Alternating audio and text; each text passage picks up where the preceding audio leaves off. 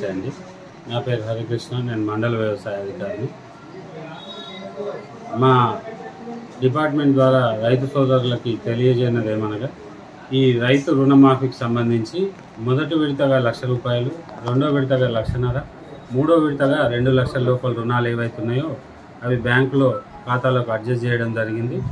కాకపోతే ఇందులో చాలామందికి రేషన్ కార్డు ప్రాబ్లం వల్ల కానీ, లేకపోతే ఆధార్ కార్డు పాస్బుక్ ప్రాబ్లంలో అంటే పేర్లు తేడా ఉండడం వల్ల కానీ కొందరికి అడ్జస్ట్ కాలేకపోయినాయి.